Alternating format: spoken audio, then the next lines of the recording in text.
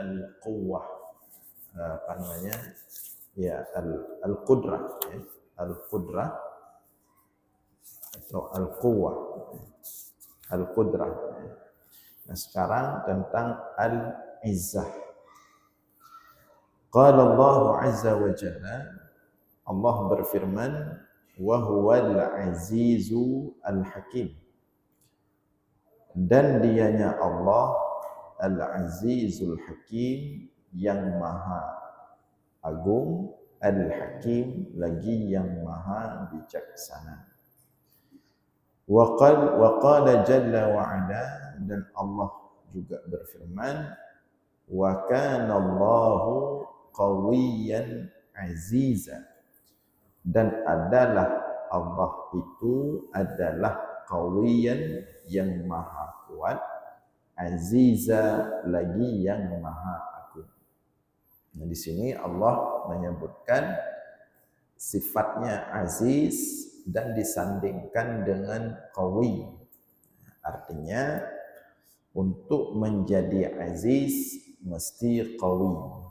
Untuk menjadi agung, untuk menjadi mulia, itu mesti punya sifat qawi, yang kuat atau yang kuasa. Nah, ini makanya Allah mengiringi sifat aziz dengan qawi. Bahkan di sini disebut qawi dulu baru aziz. Kalau tidak qawi, tidak aziz. Ini dalam semua hal. Seorang manusia kalau tidak punya kekuatan diri, maka dia akan sulit untuk mendapatkan kemuliaan, ya. Nah, kemuliaan atau keagungan. Tidak kuat secara mental, tidak kuat ilmu, tidak kuat pengalaman. Nah, ini susah dapat keagungan. Tidak disegani, tidak dihormati. Urang lemah menyahana kekuatan, ini tidak dapat izzah. Demikian juga sebuah negara, ya, kalau tidak kuat ekonominya, tidak kuat pendidikannya, tidak kuat mental rakyatnya, maka jangan diharapkan negara itu akan punya kebesarannya. Orang tidak akan menganggap dia besar dalam hal apapun. Maka Allah di sini mengatakan, wa kana Allah qawiyyan aziza, dan adalah Allah itu qawi, yang maha kuat dalam berkuasa melakukan apapun, punya kekuatan, tidak ada yang bisa menghentikan, menghalangi. Maka dengan sifat qawi tersebut, maka Allah itu aziz, agung, besar, tidak sembarangan. Makhluk itu tidak berani main-main dengan Allah. Nah, demikian juga kita harus qawi, harus kuat. Walaupun kuat itu tidak harus pada semua aspek, ya, berbeda dengan Allah. Allah maha sempurna, tapi kita harus kuat dalam bidang kita masing-masing. Kalau kita seorang ilmuwan, berarti ilmu kita harus kuat, harus bisa dipertanggungjawabkan, harus bisa diperhitungkan, tidak sekedar tahu saja. Kalau kita seorang profesional, ya berarti profesional kita ya harus kuat. Kita seorang pengacara, berarti kemampuan hukum kita harus kuat. Kita seorang ahli bangunan atau tukang, harus kuat, punya pengalaman dan hasil kerja yang diperhitungkan, yang kuat. Kalau apapun profesi kita, harus qawi. Nah, kalau kita seorang pekerja, pegawai negeri atau swasta, maka kita harus punya kinerja yang profesional, yang bertanggung jawab, yang kreatif dan inovatif. Kita baru aziz. Kalau kita nggak aziz, akan terus jadi bulan-bulanan, akan terus menjadi terzalimi. Nah, ini semua dalam aspek kehidupan, dimanapun kita berada, kita harus kuat. Nah, maka baru dari situ kita punya izzah. Nah, sebagai orang beriman demikian juga. Sebagai orang beriman kita harus kuat. Kalau orang beriman tidak kuat, maka izzahnya hilang.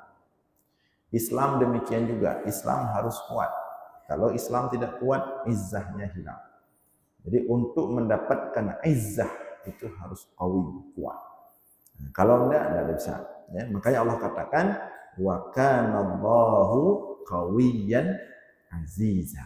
Ya, jadi harus qawi dulu. Wa qala ta'ala, dan Allah juga berfirman dalam ayat yang lain, wala yahzunka qauluhum innal izzata lillahi jami'a, dan jangan engkau dibuat sedih wahai Muhammad oleh perkataan mereka itu. Innal izzata lillahi jami'a, sesungguhnya izzah itu tetap Allah berikan, Allah tegakkan. Jadi berbagai macam ucapan orang-orang musyrik, orang-orang Mekah sering membuat Rasulullah itu berat hati. Ya, tapi Allah kuatkan, Allah katakan wala yahzunka qauluhum, jangan engkau dibuat sedih oleh perkataan atau ucapan mereka itu. Innal izzata lillahi jami'a, sesungguhnya izzah itu milik Allah. Nah, termasuk Nabi Muhammad. Nabi Muhammad kenapa punya izzah? Karena Nabi Muhammad qawi. Nabi Muhammad itu kuat. Fisiknya kuat, idenya kuat, ya, pemikirannya kuat, strateginya kuat, semuanya kuat Rasulullah. Sehingga dia itu punya izzah. Sehingga mandum urungnya menyerempak Rasulullah yang cukup diberikan izzah Rasulullah. Ahli perang jumpa Rasulullah, melihat strategi perang Rasulullah tidak main-main, betul-betul sangat handal sekali. Maka ahli perang berjumpa dengan Rasulullah, dia akan merasa izzah itu ada pada Rasulullah, kuat dalam hal strategi perang. Pengusaha berjumpa dengan Rasulullah akan nampak izzah pada diri Rasulullah, karena Rasulullah kuat dalam pengalaman bisnisnya. Bisnisnya internasional. Jadi hanji ipremeh Rasulullah. Dari semua sisi hanji ipremeh. Jumpa ahli sastra. Apalagi dulu orang Arab itu kebiasaannya suka sastra. Makanya mukjizat Rasulullah itu dari sisi sastra, ya, bahasa Al-Quran. Orang-orang ahli sastra datang melihat Rasulullah. Begitu dia mendengar Rasulullah berbicara, langsung izzah Rasulullah. Karena kemampuan Rasulullah menyusun kata, hadis-hadisnya itu disebut dengan jawami'ul kalim. Nilai balaghahnya tinggi. Ke orang-orang ahli bahasa kalau jumpa Rasulullah langsung izzah. Di siapapun urang tiga-tiga datang Rasulullah dari jauh, waktu truk to, waktu kanan langsung, semua profesi, semua bidang langsung izzah Rasulullah. Nah, nyen ya kuat. Nyen ya izzah. Kan lagi dia kadang-kadang waktu dengar dari jauh hayu dah. Nyen orang cerita hayu tak sepulannya, sepunya hayu tak sepulan je. Waktu tu yang langsung hana go lagi pegang biasa mentah. Rasulullah hana lagi. Betul-betul segala sisi itu sempurna. Maka izzah itu terasa Rasulullah. Hang kerja berangkau. Ijak orang dia berapa bodoh tadi. Ijak orang yang hayu bagian bisnis ia coba pelaku Rasulullah haju. Enggak nyan dak hayu bidang. Ijak orang bagian politik ia coba pelaku Rasulullah. Karena Rasulullah memegang kendali Madinah, ia coba haju ahli politik. Datang orang ahli budayanya je, ya coba pelaku Rasulullah. Izzah. Datang ahlul kitab. Ahlul kitab Yahudi, Nasrani, ya tes Rasulullah dalam segi informasi-informasi kisah-kisah zaman nabi-nabi dulu, ya tes Rasulullah. Anakku ya tes. Lebih lengkap informasi Rasulullah daripada ahlul kitab. Berbagai macam orang kalau mau tes Rasulullah apa ya? Izzahnya, inan hidup izzah. Menancik seandainya katanya umat Islam kawi kuat. Wate orang yang tanya dah contoh umat Islam seorang ilmuwan yang betul-betul tingkat keilmuannya itu betul-betul menghasilkan untuk kemakmuran bumi, menghasilkan teori-teori besar. J dah tunjuk, J karyanya, J pengaruhnya. Udah akan dia. Kemudian kalau ada orang bertanya, mana umat Islam misalnya yang punya kekuatan militer kuat, J dah tunjuk, J. Orang seperti itu. Seperti kata Allah dalam Al-Quran, wa a'iddu lakum mastata'tum min ribat min quwwatin wa min ribatil khayli turhibuna bihi aduwakum wa aduwallah.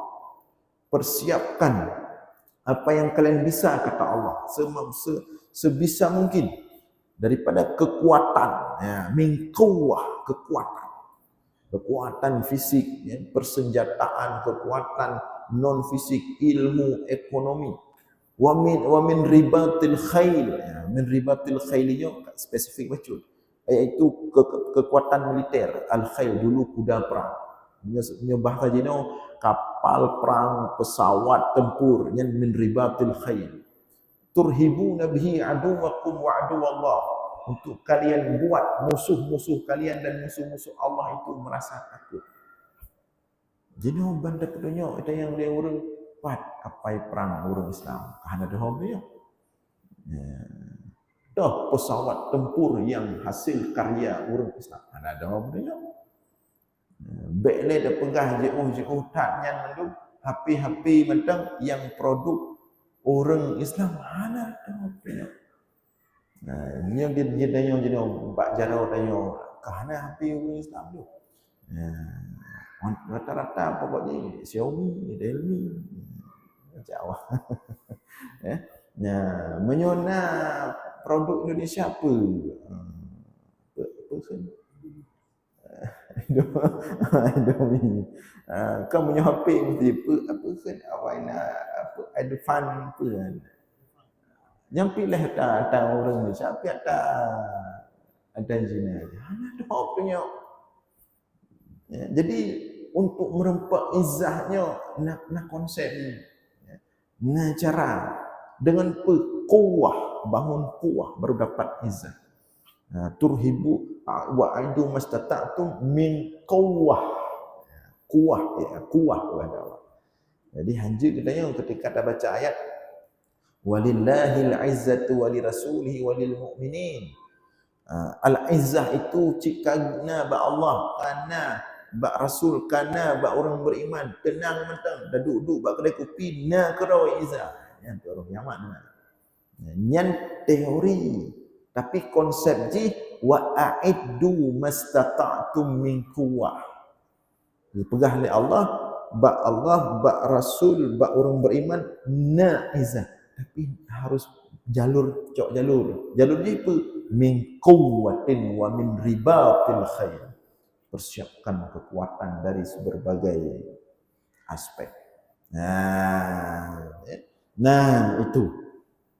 Nah, kemudian Allah berfirman juga dalam ayat yang lain, yang Allah sebutkan melalui lisan iblis. Kata iblis, fabi izzatika la ughwiyannahum ajma'in.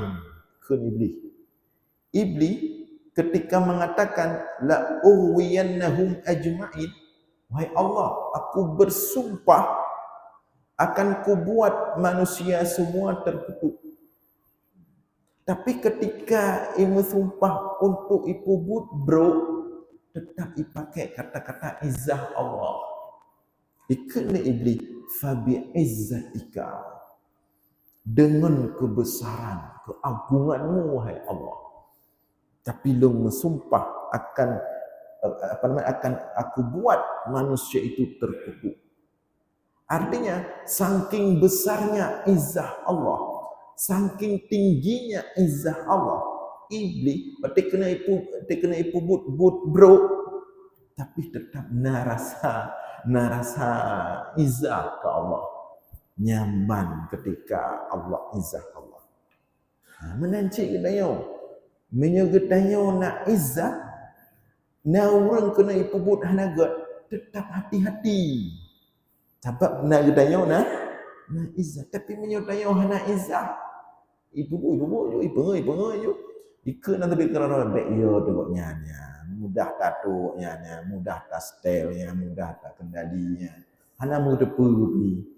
Menyata cok tak pengok tiga dua ke, hana mudah pergi. Nyan menyohana izah. Tapi menyona izah iblis waktu kena ipu bro, ika nilai fabi izzatika.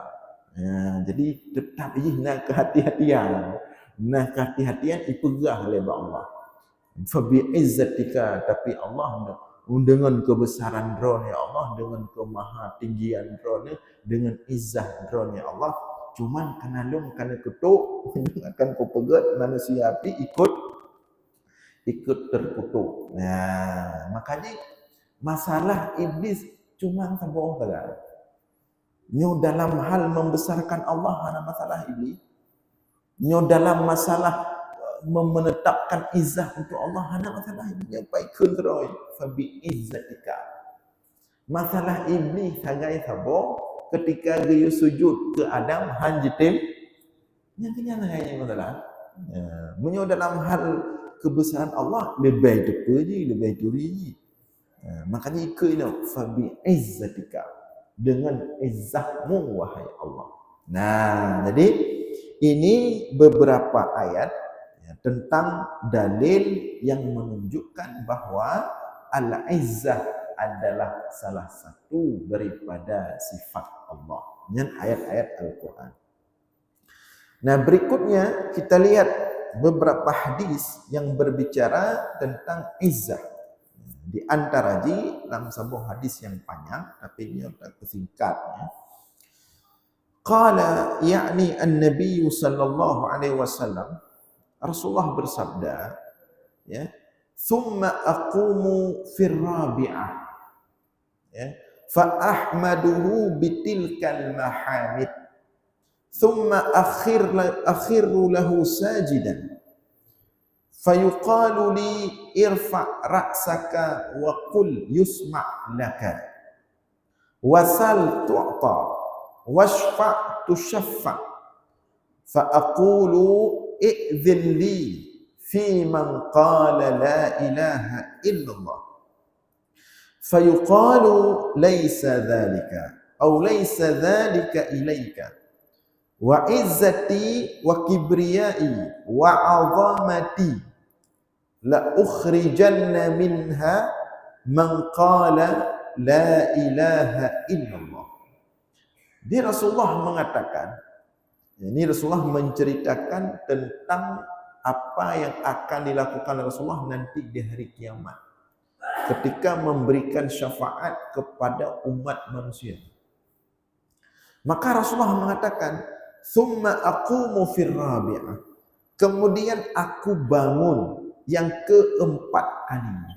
Ya, put go. Sehingga Rasulullah orang akhirat ge menghadap ba Allah, ge sujud untuk gelake syafaat umat. Put go. Pun ka berhasil. Yang kedua ka berhasil. Yang kedua ka berhasil. Nah, ketika yang keput, summa aqumu fir rabi'ah, kemudian aku bangun yang keempat kali, dia menghadap Allah, fa ahmaduhu, kemudian aku memuji Allah, bitilkal mahamid, dengan berbagai pujian. Kemudian summa akhiru lahu sajidan, kemudian aku tunduk dan sujud di hadapan Allah. Fayuqalu li, maka ketika itu Allah mengatakan, irfa' ra'saka, angkat kepalamu wahai Muhammad, wa qul yusma' laka, katakanlah apa yang ingin engkau katakan, engkau didengar. Wasal tu'ta, mintalah kepada Allah, engkau akan diberikan. Wasfa' tushaffa', dan mintalah syafaat yang ingin engkau berikan, tu syafaat engkau akan diberikan hak untuk memberi syafaat. Fa aqulu, kemudian ketika itu Rasulullah mengatakan, izinli fi man qala la ilaha illallah, izinkan aku wahai Allah untuk menyelamatkan siapapun dalam neraka yang pernah mengucapkan kalimah la ilaha illallah. Itu harapan syafaat terakhir Nabi Muhammad. Hanya pun syafaat raya, syafaatul uzma, yang untuk proses hisab. Syafaat kedua yang untuk urang-urang umat Nabi Muhammad khusus. Syafaat kelih orang-orang yang umat Nabi Muhammad cit tapi berbuat dosa-dosa besar, gelakai berselamat dari neraka. Syafaat keput gelakai dari Rasulullah, siapapun manusia di dalam neraka yang pernah mengucapkan kalimah la ilaha illallah untuk diselamatkan. Bak syafaat yang keputnya dijawab oleh Allah. Ya, fayuqalu, maka dijawab laisa dzalika au laisa dzalika ilaika, hak itu tidak menjadi hakmu wahai Muhammad. Ya, hanya untuk selamat orang dari neraka khusus yang pernah mengucapkan la ilaha illallah, itu bukan hakmu wahai Muhammad. Ngelain je lagi, tapi punya khusus la ilaha illallahnya yang kan hak rawah Muhammad. Tapi bagaimana juga wa izzati, kata Allah, wa kibriyai wa azamati, demi izzahku, kemuliaanku, kata Allah. Wa kibriyai, dan kesombonganku, artinya kebesaranku. Wa azamati, dan keagunganku. La ukhrijanna minha man qala la ilaha illallah, akan aku keluarkan dari neraka itu siapapun yang berkata la ilaha illallah. Artinya kena pegang oleh Allah, menyeorang yang pernah diucapkan la ilaha illallah, yang ketiga saja. Dia takut ibu, yang memang kalam pehen, memang sudah hak Allah. Ada hanya payah lakai syafaat pi akan dikuburnya oleh Allah. Bahawa siapapun yang pernah mengucapkan la ilaha illallah walaupun 3 temudin, tapi pasti akan diselamatkan oleh Allah daripada api neraka. Ya, cuma masalah haji lah neraka ini yang he. Jadi ya, masalah haji headnya neraka. Nah, tapi inti siapapun yang pernah mengucapkan la ilaha illallah akan diselamatkan. Ya, makanya menyona orang kadang-kadang memang berat tak hai dah timang li. Yang nyoka hai dah fikir dia apa hek rod. Latih tani je. Alak tamu neraka bak ujung merompok dalam surga. Bah mulai jadi. Kira-kira jet menang kira-kira. Jadi nyokar karhet dakwah kata sampaikan hana baik sampai kita yo benci berlebihan. Tak harapkan mentang kebaikan, mudah-mudahan hidup selamat dari api neraka. Dengan harapan siapapun yang mengucapkan la ilaha illallah walaupun tamu neraka, bak ujung tetap dalam surga.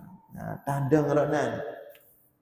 Sehingga kita yo lebih lapang hati, lebih raya harapan dalam melihat manusia. Jadi langsung atau nerakanya macam-macam. Nah, jadi hadis ini menjadi salah satu dalil tempat sifat Allah al-izzah. Jadi pada ucapan Allah tadi wa izzati, demi izzahku. Jadi debit mendung orang yang pernah mengucapkan la ilaha illallah. Kemudian hadis berikutnya dari Abu Hurairah radhiyallahu anhu. Anin Nabi sallallahu alaihi wasallam, Rasulullah bersabda, "Baina Ayyub alaihi salam yaghtasilu uryanan, kharra alaihi jaradun min dhahabin. Faja'ala Ayyub yahthi fi thawbihi fanadahu rabbuhu ya Ayyub alam akun aghnaytuka amma tara qala bala wa izzati walakin la ghina li an barakatika rawahul Bukhari. Rasulullah menceritakan baina Ayyub alaihi salam yaghtasilu uryana, suatu ketika saat Nabi Ayyub sedang mandi uryana, gebuka bajai ke mana. Jadi bab perbuatan Nabi Ayyub dia ke mana, gebuka bajai ke mana. Nyo menyatakan dalam asbabul wurud hadisnya, ini Nabi Ayyub baru saja sembuh. Baru saja sembuh dari penyakit berat, dari cobaan Allah yang sangat berat untuk Nabi Ayyub. Sampai dalam cobaannya Nabi Ayyub gaduh mendung, harta habis mendung, keluarga jiuh gaduh mendung, ya. Nah, pokoknya gaduh mendung Nabi Ayyub. Tinggal fidro. Begitu berat cobaan Nabi Ayyub. Tapi begitu sampai pada titik cobaan itu sudah selesai dan Nabi Ayyub berhasil melewati cobaan itu dengan indah, ya, maka saat kau pulih, ya, badan mendongkar sehat, gemanolah Nabi Ayyub. Ya, lagi umpama tanya orang pulih sakit, kata mana nak segar baca. Ketika Nabi Ayyub gemano, gebuka bajai, gemano, sedang mandi, kharra alaihi jaradun min dhahab. Tiba-tiba jatuh belalang. Musipre belalang. Belalang kabeh redu belalang, pak-pu belalang. Tapi kan belalang batanya warna hijau. Nyo belalang min dhahab. Belalang min dhahab dari emas. Ya, kalau dari min zahab. Kena pegang apa bahawa tengah-tengah wate cobaan Allah kali katruk wate inna ma'al usri yusra, katruk wate gepeleh le Allah ka gepu kaskap selesai. Pu yang kagadah mandum awal gepu balik le Allah min haisula la yahtasi ada kira-kira. Tengah go mano rut brum do kapuh belalang. Belalang dari emas. Ya, belalang dari emas. Mujino mentang hanai perut yang belalang. Sebabnya butuh teknologi dan bahannya semua emas. Musipu kutub brum. Maka ya, terkejut Nabi Ayyub. Ya, Faja'ala Ayyub yuhsi fi thawbihi. Tengah bunuh bajai kagak buka bunuh. Ya, gedak mana? Gucok balik bajai mandu. Gucok nyan peken belalang nyan bibir raya mandu nyan depan tu mandu. Ya. Semangat tak Nabi Ayyub depan tu. Ya. Kemudian Allah memanggil Ayyub. Fanadahu rabbuhu. Allah berseru kepada Nabi Ayyub. Ya Ayyub, alam akun aghnaytuka amma tara. Ya, bukankah aku telah membuatmu kembali kaya, kembali mendapatkan apa yang dulu pernah diambil, bahkan melimpah. Ya. Qala, kata Nabi Ayyub, bala, iya wahai Allah. Ya, bala wa izzatika, demi kebesaranmu, demi keagunganmu, demi izzahmu, walakin la ghaniya li an barakatika, lung kalubeh dari sip nejuk ya Allah, tetapi aku senantiasa selalu butuh kepada keberkahan, limpahan keberkahan darimu ya Allah. Nah, di sini ada kata-kata izzah nya Nabi Ayyub. Jadi katanya pati dicoba oleh Allah, pati dicoba oleh Allah bejuk cobaan. Ingat ke Nabi Ayyub. Ingat ke Nabi Ayyub, ingat ke belalang darimu. Jadi sabar-sabar, Mudah-mudahan mbak mano mudahan ada sini orang kerja. Yang intinya fa inna ma'al usri yusra. Penting cobaan terhadapi berindah tapi baiknya keluhan. Baiknya keluhan, baiknya mengeluh, yakin dan dhan pastinya sesuatu yang akan gejuk oleh Allah. Dan pu yang kagucok, pu yang berkurang dengan sebab cobaannya akan geganto berlipat-lipat. Tapi betul-betul nanti betul-betul bahkan baikly. Ni tanya tak babah ya Allah hanya hidung belum terima ya Allah dengan lapang tadi tapi mata ado je. Lagi betul lagi. Nya bulagi Nabi Ayub baikly tun ro. Nyo takdir ro ya Allah. Nyo aturan ro ya Allah. Dan aturan ro ya Allah yang terbaik. Tun ati tun ro serahkan Allah. Itulah Nabi Ayub. Dan yang betulnya hana keluh kesah baca. Hana protes baca. Geni mati mendu. Dan hana dia klik Nabi Ayub buat cobaan Allah. Kepada klik cobaan Allah. Wah, memang berat secara manusia katanya berat. Dia coba. Tapi terserahkan kepada Allah. Maka Allah berikan contoh kepada kita tentang Nabi Ayub. Ubud bagi Allah yang mudah. Untuk gegantung lain lebih berlipat-lipat ubud ya Allah.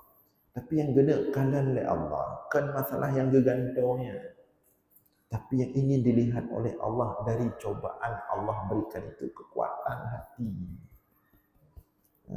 Kekuatan katanya, iman katanya kepada Allah. Pekegoyang. Yang lebih penting bagi Allah. Kalau setelah Allah coba dan Allah dapat membuktikan bahawa kekuatan iman kita betul-betul luar biasa. Ciat tagai oleh Allah ganto yang kali coba ya. Hana payah ajak jauh-jauh. Bak rumah dalam kamar mana orang gelah urusan ni. Hana perlu telefon kena kudih gimana tahu tak lanjut dah hana. Galam tak tebi rumah dalam kamar mana katruk madu ya. Pergeroi belalang kemas ya. Jadi ini di antara dalil tentang bagaimana Nabi Ayub biizzatika. Beratnya cobaan Allah kepada Nabi Ayub tidak mengurangi sedikit pun rasa Nabi Ayub dalam memberikan atau menghadirkan izzah Allah. Jadi izzah Allah tetap dalam hati Nabi Ayub. Kemahasempurnaan Allah tetap dalam hati Nabi Ayub. Hana kurang yung Allah kepada Nabi Ayub walaupun berat cobaan. Bukan lagi sebagian manusia mungkin termasuk tanya tiga-tiga. Waktu hana cobaan Allah maha sempurna. Allah maha sempurnanya, Allah beres. Waktu kena cobaan, rumahnya utang kalau ini baca kalinya Allah hanya agak berat baca ya. Nya pakai dong, nya pakai orang lain ya. Pakai bebek mana? Ya. Berarti kesempurnaan Allah tak kurang maknanya dikatakan ni. Tapi Nabi Ayub tetap izzah Allah mana kurang baca. Cuman itulah Nabi Ayub ya. Memang hanya mudah. Tapi Nabi Ayub menjadi salah satu contoh besar terhadap menghadapi cobaan Allah.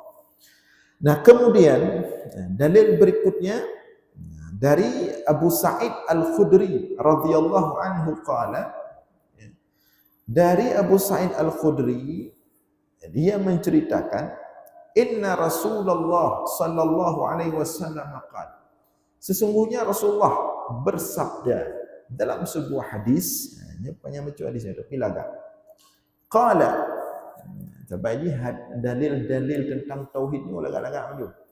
Ayat-ayat hadis tentang tauhidnya gap-gap dulu. Sebab mandum ditamang dalam hati, dalam jiwa dan menguatkan ini. Hadis-hadis tentang tauhidnya luar biasa. Qala, jadi Rasulullah bercerita suatu ketika, inna adna ahlil jannah, manzilatan. Sesungguhnya ya, penghuni surga yang paling rendah posisinya, ini penghuni surga yang paling level paling bawah. Ya, cerita penghuni surga level paling bawah. Walaupun kita insya-Allah level tinggi insya-Allah. Ya, dan harus van bertiga bahawa katanya level tinggi. Nah, jadi bentuk nak rencana leh dengar hadisnya, hidung bah levelnya betul. Baik.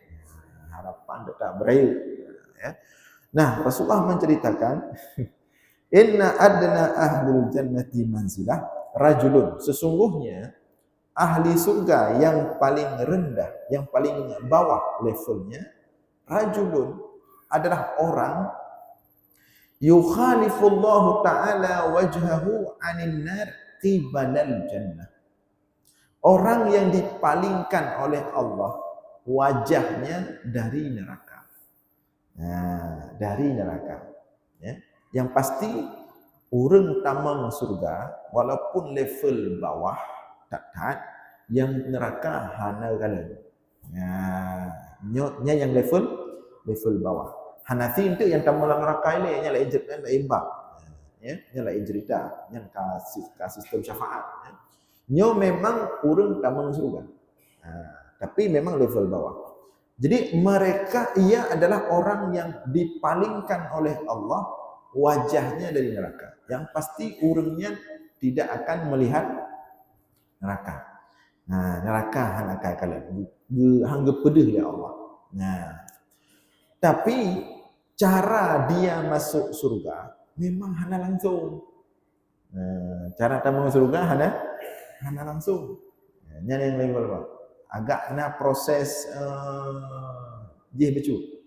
Beda dengan yang langsung. Yang langsung lagi ya tepegah yang sering kita cerita sistem berkloter-kloter.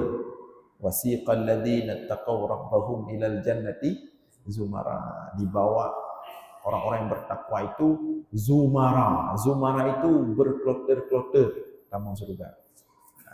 Lagi tanya aja haji je. Berkloter-kloter ya. Tinggal itu lambangnya tamita kloter ditanya. Biar salah-salah mita kloter. Kloter yang VIP yang god ada cuk pelayanan. Ya. Jadi yang menang kloter pun wajah mereka bercahaya seperti cahaya matahari. Kemudian rombongan berikutnya wajah mereka ketika masuk pintu surga seperti kal qamar, cahaya bulan.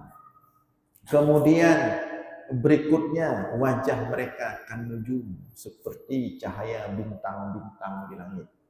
Di bawah bulan becut, tapi cahaya tetap semerbak. Walaupun dari jauh tetap ada cahaya. Kemudian kloter berikut di bawahnya lam. Kloter berikut di bawahnya lam. Yang pasti mandum tamang surga, mandum bercahaya. Nah, yang terakhir diskusi becut. Segala tamang surga, tapi tetap tamang oleh Allah. Cuma agak mudah becut. Jadi tanya untuk kadang-kadang naruh dalam kloternya baik susah. Memang nah proses becut, tapi insya-Allah tetap tamang. Lagi urang jauh Palestin. Nah, yang periksa paspor, yang bagah. Nah, inilah yang Rasulullah ceritakan. Jadi yang terakhirnya, yang paling posisi level terakhirnya, ketika dia mau masuk surga, hanya langsung tamang. Tapi dihadapkan oleh Allah. Wa matsala lahu syajaratan zati dhillin. Gepeduh di ke urangnya. Gepeduh memang kata surga, berhadap dengan surga.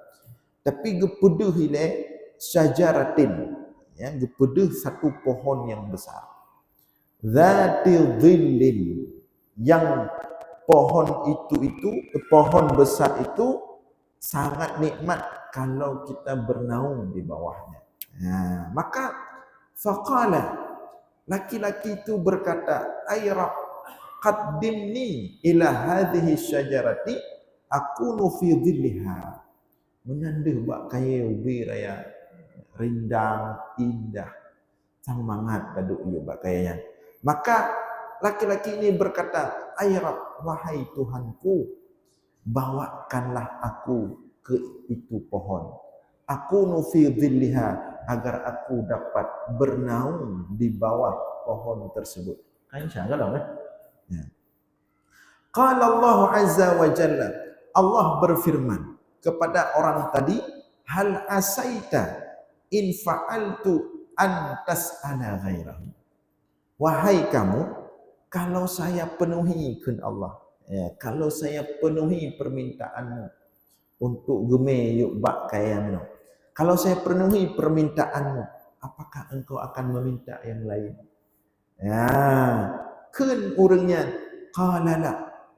Tidak, wahai Allah. Wa izzatika, demi keagunganmu, demi izzahmu, han wahai Allah. Sip mentang ilung guna Ayub bak kayanya. Ya, kan?